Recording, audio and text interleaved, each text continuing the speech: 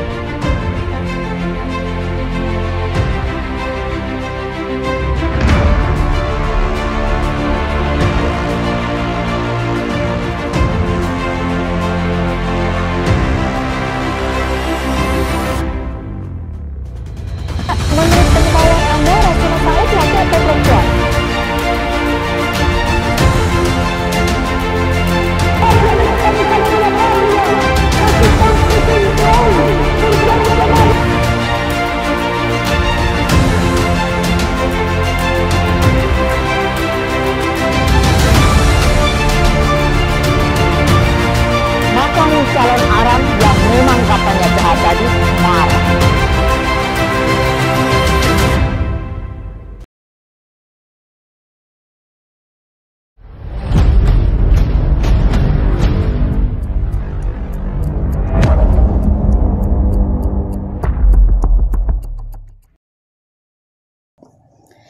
Halo, jumpa lagi dengan saya Anna Marsyana. Kali ini dalam obrolan seri tokoh perempuan dan sejarah. Dan tokoh yang akan kita kulik, kita obrolkan kali ini bernama Kostiah Wulaningsih Retno Edi. Saya yakin nama yang tidak pernah kalian dengar, tapi nama ini punya kisah yang luar biasa. Karena itu stay tune.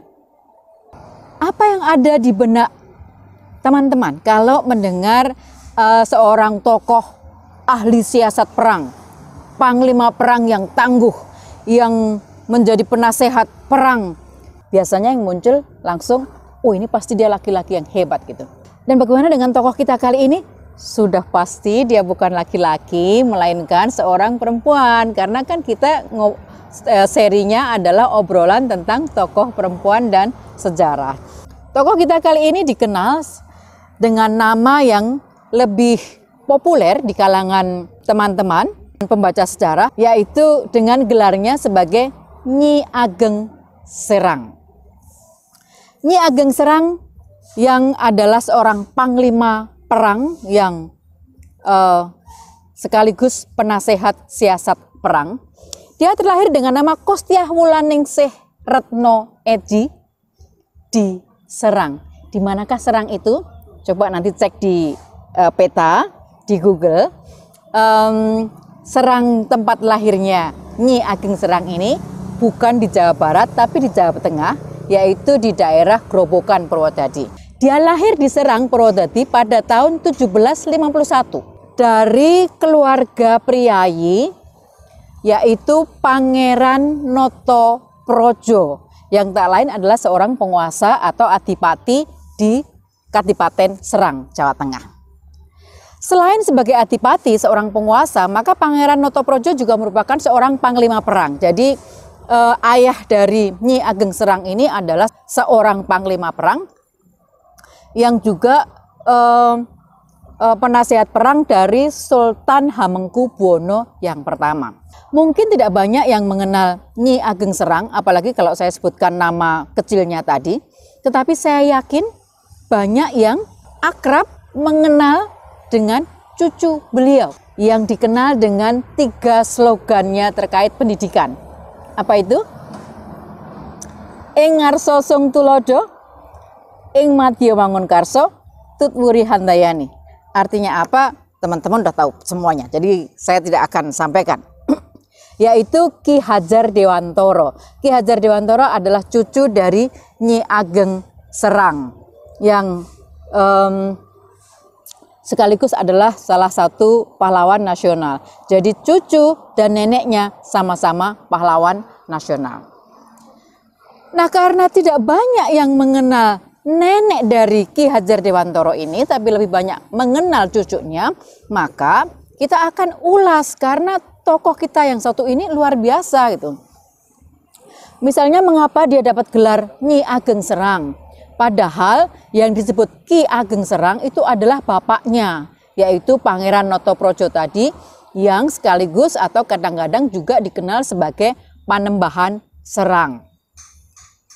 Kan aneh, Ki Ageng Serang itu bapaknya, kok Nyi Ageng Serang itu anaknya gitu. Biasanya kalau Ki itu laki-laki, Nyi itu istrinya. Ini agak anomali gitu ya. Karena itu stay tune. Dikisahkan ayah dari Nyi Ageng Serang, yaitu Pangeran Notoprojo, itu mendidik anak-anaknya, laki maupun perempuan itu tidak berbeda. Jadi baik putranya maupun putrinya itu dididik dengan cara yang sama, pendidikan yang sama, tanpa membedakan. Misalnya, oh anak perempuan itu nggak usah belajar soal perang misalnya, anak laki-laki cukup yang belajar perang. Pangeran Notoprojo tidak membedakan pendidikan untuk putra maupun putrinya. Mereka sama-sama dikirim untuk belajar agama maupun juga belajar tentang strategi militer. Menurut beberapa sumber yang saya baca, maka sejak kecil Kostiah Wulaningsih Retno Edi alias Nyi Ageng Serang ini dibebaskan untuk memilih dan melakukan apa yang disukai. Dan ternyata Kostiah Wulaningsih Retno Edi ini mungkin bisa dibilang berbeda dengan kebanyakan anak perempuan yang lain gitu ya. Ternyata dia menyukai dunia militer, terkait teknik perang, terkait menggunakan senjata, terkait strategi perang dan seterusnya. Karenanya dia selain dikirim bersama dengan kakaknya, itu dikirim belajar agama di Kadilangu, Demak, di tempat bekas kediamannya Sunan Kalijaga untuk menuntut dan berdalam agama Islam. Kostiah kecil juga diceritakan sangat sering ikut dengan ayahnya ke medan perang gitu. Baik untuk latihan maupun betul-betul ikut terjun di dalam perang. Ini sedikit agak menarik gitu. Kostiah kecil diceritakan sangat rajin mengikuti latihan-latihan kemiliteran dan siasat perang bersama dengan para prajurit laki-laki. Dia seringkali bahkan ikut turun ke medan perang untuk ikut bertempur beneran.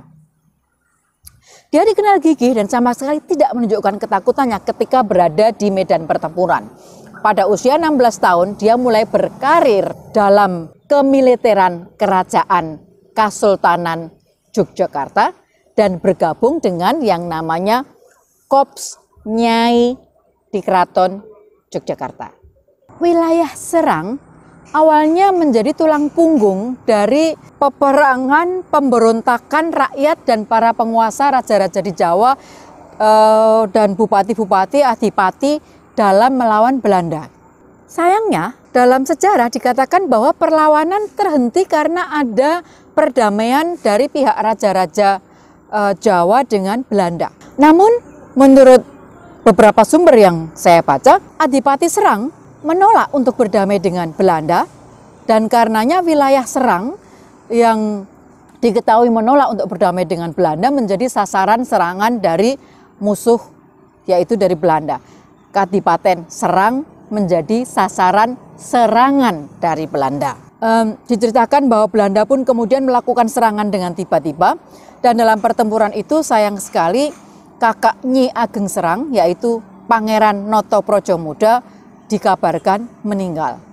Pangeran Notoprojo alias Panembahan Serang mengalami duka yang sangat mendalam atas kepergian putranya dan kemudian menyatakan bahwa dirinya akan mengundurkan diri dari dunia kemiliteran. Dan yang menarik adalah Pangeran Notoprojo menyatakan memberikan kesempatan kepada putrinya untuk mengambil alih tampuk kepemimpinan sebagai pemimpin di Serang, di Kadipaten Serang, maupun sekaligus sebagai panglima perang.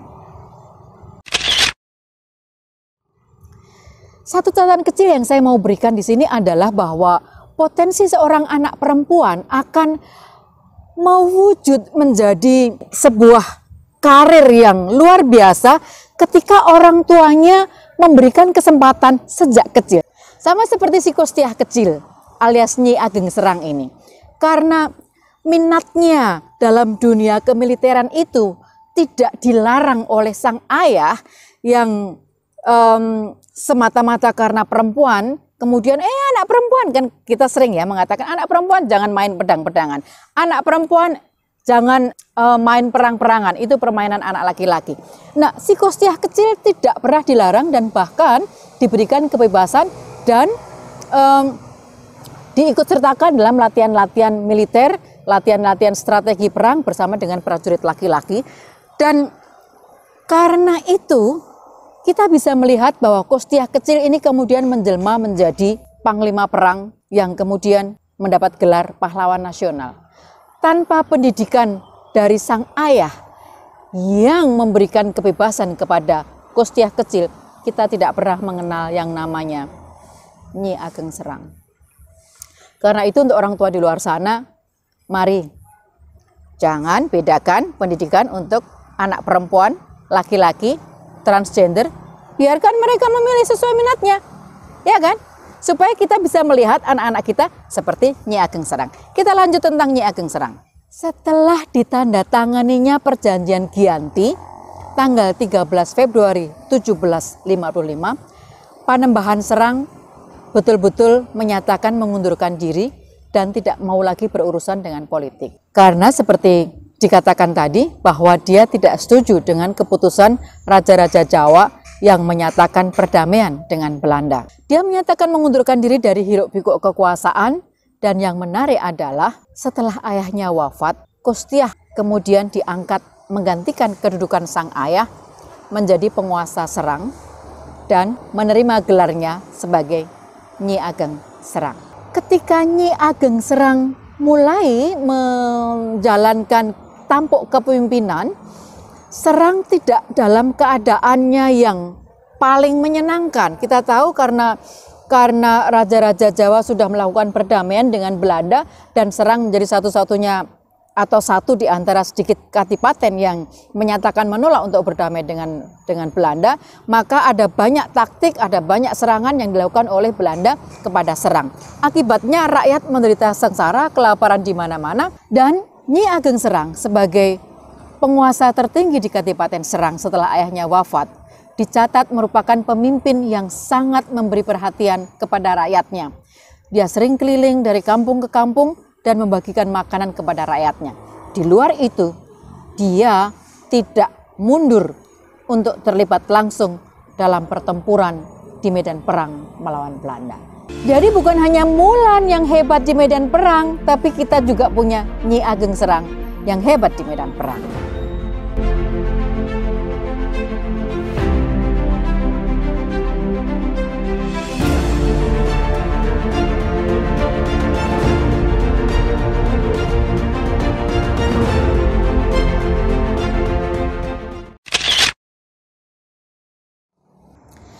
Nyi Ageng Serang dicatat menikah 2 kali. Yang pertama dengan putra dari Sultan Hamengkubuwono yang pertama, yang kelak kemudian hari dinobatkan menjadi Sultan Hamengkubuwono yang kedua, yaitu Pangeran Sundoro. Sedangkan di pernikahannya yang kedua, dia menikah dengan Pangeran Mutia Kusumo Wijoyo yang kelak kemudian hari bergelar sebagai Pangeran Serang I.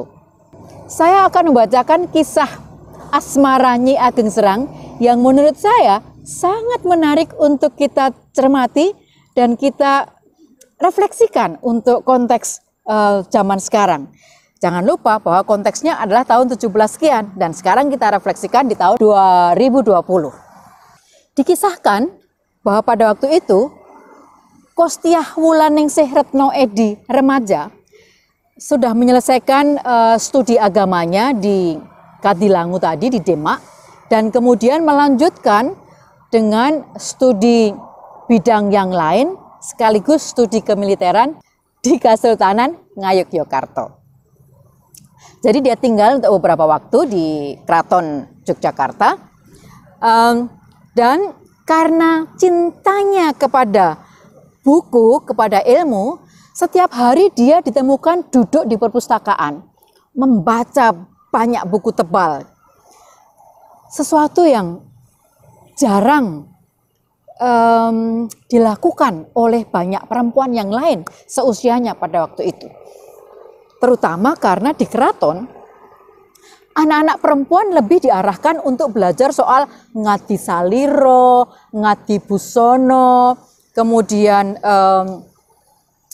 semua yang ngadi-ngadi itu ya. Apa sih ngadi-ngadi itu? Ngadi saliro itu artinya berdandan, merawat tubuh. Ngadi busono itu artinya bagaimana kita grooming gitu, merapihkan baju apa yang pantas, yang cantik dan seterusnya. Itu pada masa itu seperti itu. Nah, di antara tradisi yang semacam itu, ternyata si Kostiah remaja ini lebih berminat tinggal di perpustakaan dan membaca banyak buku. Minatnya yang lain dari yang lain ini menarik perhatian Pangeran Sundoro, Raden Mas Sundoro, yaitu putra mahkota dari Sultan Hamengkubuwono I, sehingga diceritakan Raden Mas Sundoro jatuh hati kepada Kostiah remaja.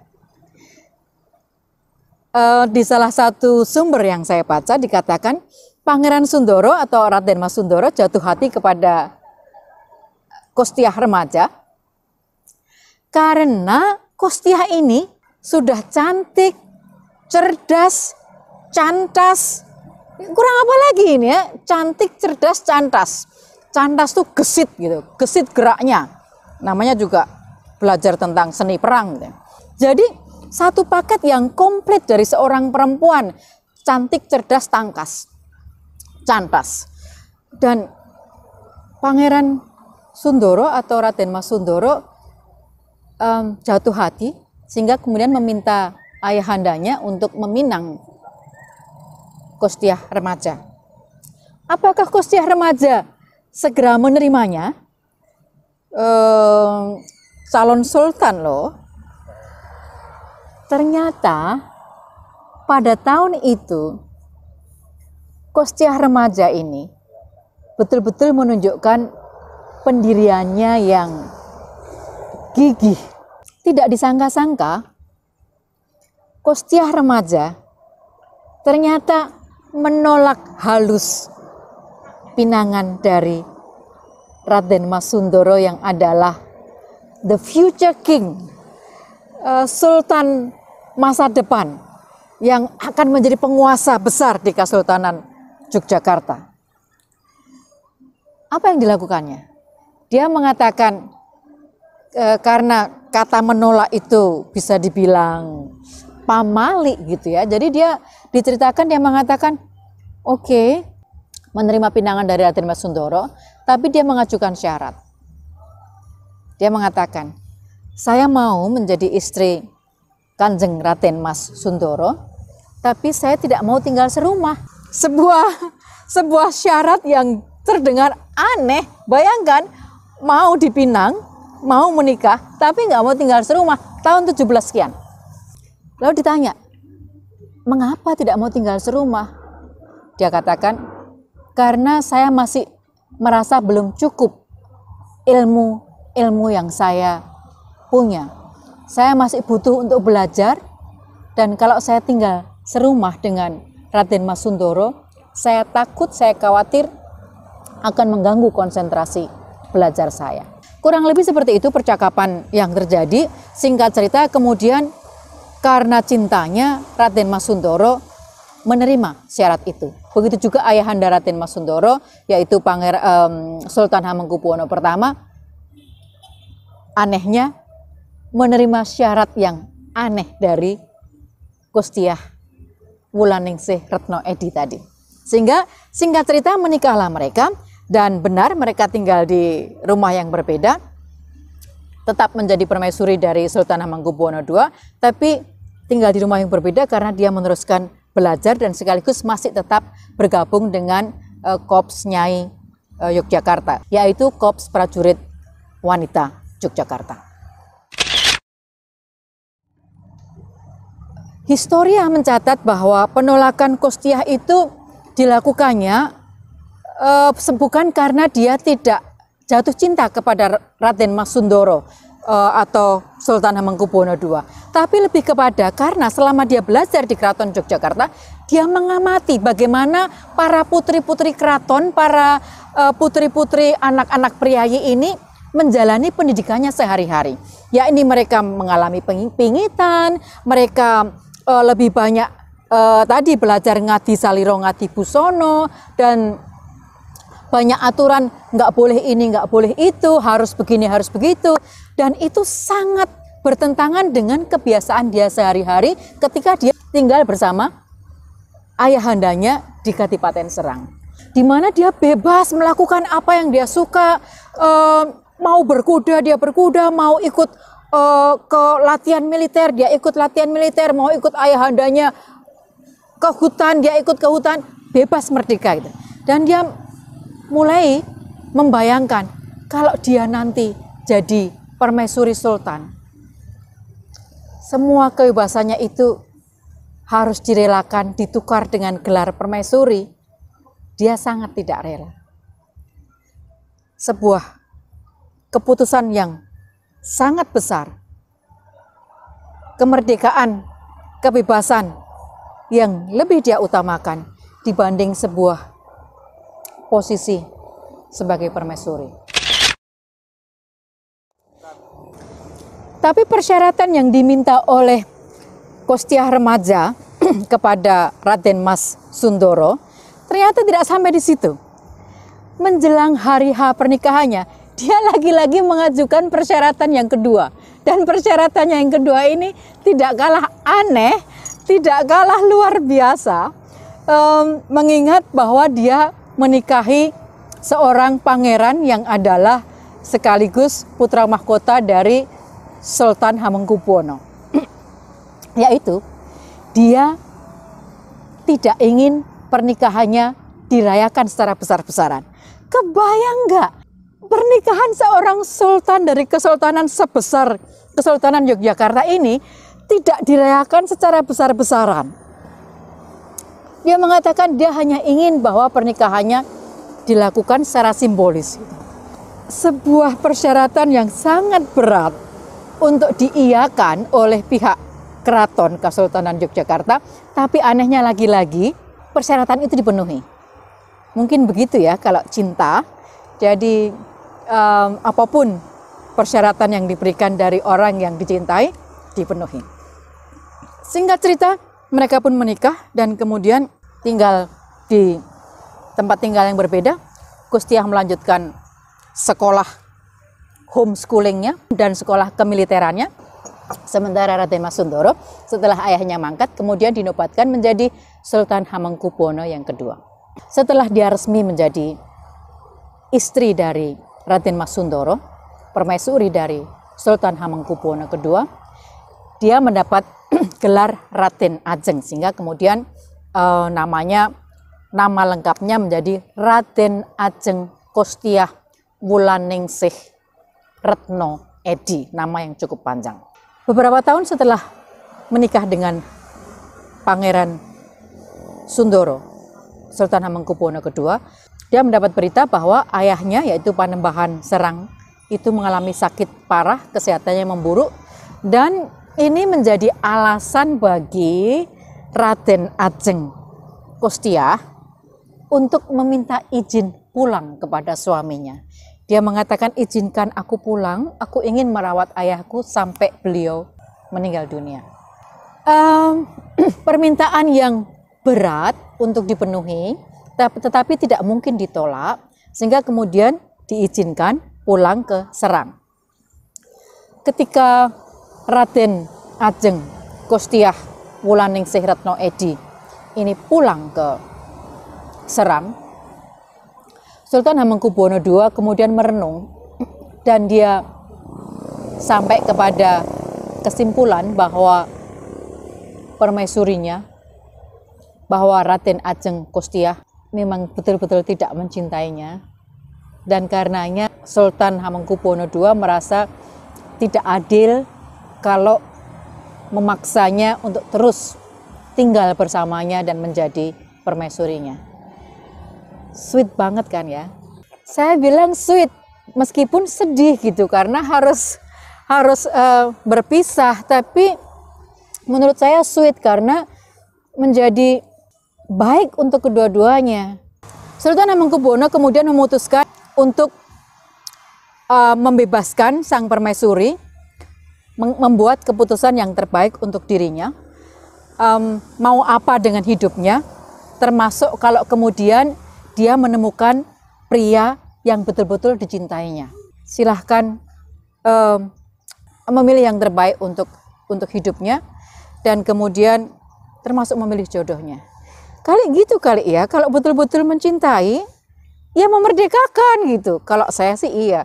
Kalau lu cinta sama gue, ya lu harus memerdekakan gue, bukannya mengikat gue gitu kan, harus gitu. Untuk semua perempuan yang di luar sana. Tapi juga untuk laki-laki. Karena ada juga ya, kadang-kadang perempuan yang mengikat laki-laki. Jadi cinta itu membebaskan, bukan mengikat. Jadi pada tahun 1787 akhirnya mereka bercerai. Sedih sih, tapi perceraian itu nggak selalu jelek. Perceraian itu ternyata sejak dulu dibuktikan perceraian itu kadang-kadang jauh lebih baik bagi kedua belah pihak, sama persis yang terjadi dengan Raden Ajeng Kostiah dan Raden Mas Sundoro atau Nyi Ageng Serang dan Sultan Hamengkubuwono II. Diceritakan mereka cerai, berpisah, tapi kemudian masih menjalin silaturahmi dengan sangat baik dan bahkan menjadi sahabat yang sangat baik, yang kelak suatu hari mereka kemudian besanan. Karena anak-anak mereka ternyata saling jatuh cinta dan kemudian menikah. Luar biasa ceritanya. Setelah bercerai dengan Sultan Hamengkubuwono II, Raden Ajeng Kostiah kemudian bertemu dengan Pangeran Mutia Kusumowijoyo yang kelak suatu hari bergelar Pangeran Serang I dan memutuskan untuk menikah dengan Pangeran Mutia Kusumowijoyo alias Pangeran Serang I. Di sini terdapat perbedaan tafsir tentang gelar Nyi Ageng Serang itu. Ada yang mengatakan bahwa gelar Nyi Ageng Serang itu langsung diturunkan kepadanya ketika ayahnya wafat, sehingga dia otomatis menggantikan ayahnya Ki Ageng Serang dan memimpin Kadipaten Serang. Tapi ada juga yang mengatakan enggak, gelar Nyi Ageng Serang ini didapatkan karena Raden Ajeng Kostiah kemudian menikah dengan Pangeran Serang I. Maka kemudian otomatis dia disebut Nyi Ageng Serang. Sampai sekarang saya tidak tahu yang mana yang benar. Misalnya Peter Carey dalam bukunya Perempuan-Perempuan Perkasa di Jawa abad 18-19 menuliskan gelar Nyi Ageng Serang didapatkan dari korps para nyai di Keraton Jogja. Ini tafsir ketiga. Jadi ada beberapa tafsir tentang gelar Nyi Ageng Serang.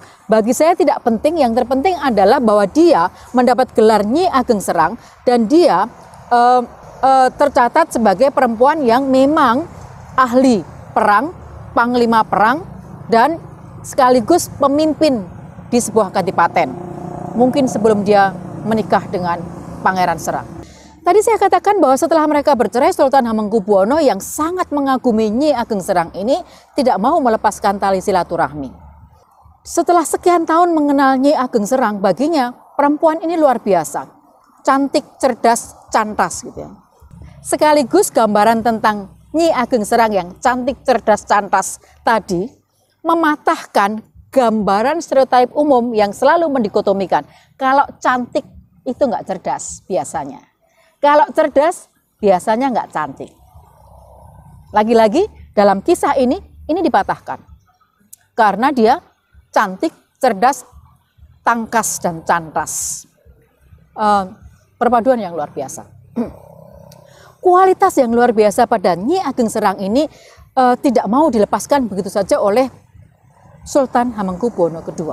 Jadi mereka terus menjalin silaturahmi.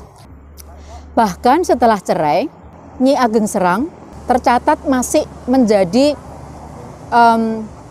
semacam penasehat perang atau penasehat militer di Kesultanan Yogyakarta. Kualitas yang luar biasa pada perempuan yang bernama Raden Ajeng Kostiah alias Nyi Ageng Serang ini tidak mau dilepaskan begitu saja. Nampaknya Sultan Hamengkubuwono II ini juga sosok yang sangat cermat dan bijak. Dia percaya bahwa kalau perempuan seperti ini punya anak, pasti anaknya juga akan seluar biasa ibunya. Karenanya ketika akhirnya Nyi Ageng Serang memiliki seorang putri bernama Kostinah, kemudian karena itu akhirnya ketika anak perempuan Raden Ajeng Kostiah alias Nyi Ageng Serang ini tumbuh dewasa yang bernama Kostinah, sementara Sultan Hamengkubuwono II memiliki putra bernama Pangeran Aryo Adipati Mangkutiningrat, maka kemudian mereka dinikahkan. Jadi dua orang mantan suami istri tadi akhirnya menjadi besan yang luar biasa. Teman-teman bisa ikuti ceritanya di Historia tanggal 4 Agustus tahun 2018.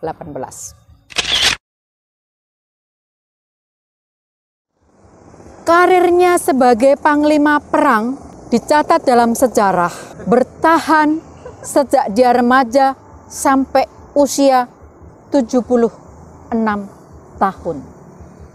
Luar biasa.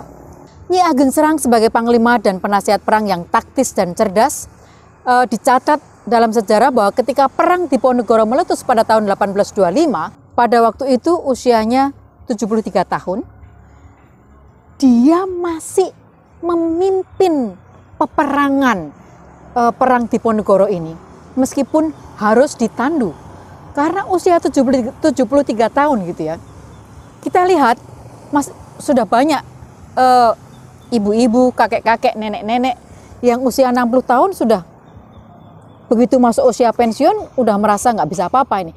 Tahun 1825, usia 73 tahun, masih turun ke medan perang, memimpin strategi perang dalam perang Diponegoro. Dan beliau memimpin sebagai panglima dan ahli strategi perang selama 3 tahun sampai tahun 1825 ketika kesehatannya makin berangsur-angsur menurun dan tidak memungkinkan beliau untuk ikut pindah-pindah di medan perang, sembunyi di sana, sembunyi di sini, pindah lokasi tidak memungkinkan lagi, maka beliau kemudian betul-betul mengundurkan diri. Akhirnya dia mengembuskan nafas terakhir pada tahun 1828 dan dia meninggalkan Serang dalam keadaan merdeka karena bukan sebagai wilayah jajahan.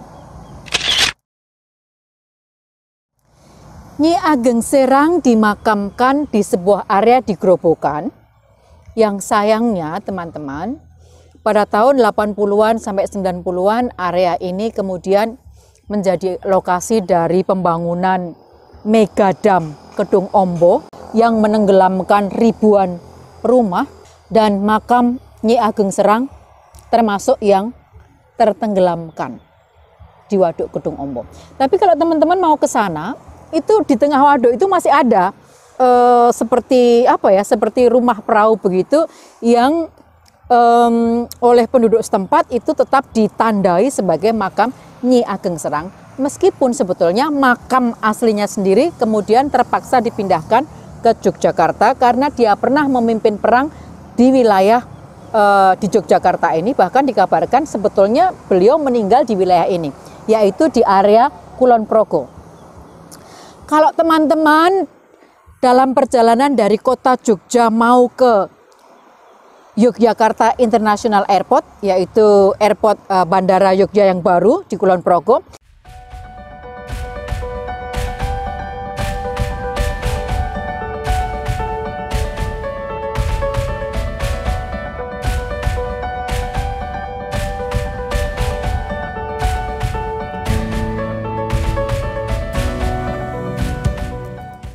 maka di sekitar Wates, daerah Wates ke arah Kulon Progo itu, teman-teman akan melihat patung besar di tengah jalan.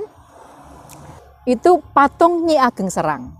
Karena sekarang makamnya yang asli itu sudah dipindahkan di daerah Kalibawang yang merupakan satu kecamatan di Kulon Progo. Tepatnya di sebuah bukit di desa Banjarharjo di kecamatan Kalibawang. Ini desa yang sering saya kunjungi, tapi terus terang saya belum pernah mampir ke makamnya. Khusus untuk teman-teman Kalmit nih yang punya dampingan di Banjarharjo, nanti kita kunjungi bersama-sama ya makam dari Nyi Ageng Serang di Banjarharjo, Kalibawang, Kulon Progo ini. Dan dua tempat ini, bekas makam di Kedung Ombo yang di Purwodadi dan makamnya yang asli yang sekarang di Kalibawang, ini sama-sama menjadi destinasi wisata religi sekaligus wisata sejarah untuk mengenang Nyi Ageng Serang. Sayangnya banyak orang kunjungan ke sana tapi tidak mengenal secara lebih jauh tentang siapa Nyi Ageng Serang. Jadi teman-teman kalau nanti berkunjung, teman-teman sudah tahu ceritanya. Nah, atas jasa-jasanya terhadap negara, maka Nyi Ageng Serang kemudian mendapat gelar pahlawan nasional, dikukuhkan sebagai pahlawan nasional pada tahun 1974 melalui SK Presiden RI nomor 084-TK-1974. Demikianlah kisah yang sangat inspiratif dari seorang perempuan, Mulannya Indonesia. Bahkan menurut saya versinya jauh lebih menarik karena ada percintaannya, ada perangnya, ada kehausannya kepada ilmu, yang ternyata keputusan untuk menjadi dirinya sendiri itu tidak pernah mencederai diri. Kalau ada film Merpati tak pernah ingkar janji, maka saya mau mengatakan keputusan untuk menjadi diri sendiri tidak akan pernah ingkar janji.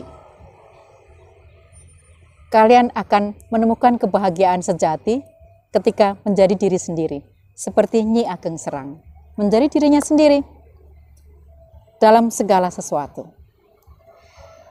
Semoga kisah Nyi Ageng Serang menjadi kisah yang inspiratif dan menginspirasi kita semuanya untuk tetap menjadi diri kita sendiri dan untuk membuang stigma bahwa yang cantik pasti tidak cerdas, yang cerdas pasti tidak cantik.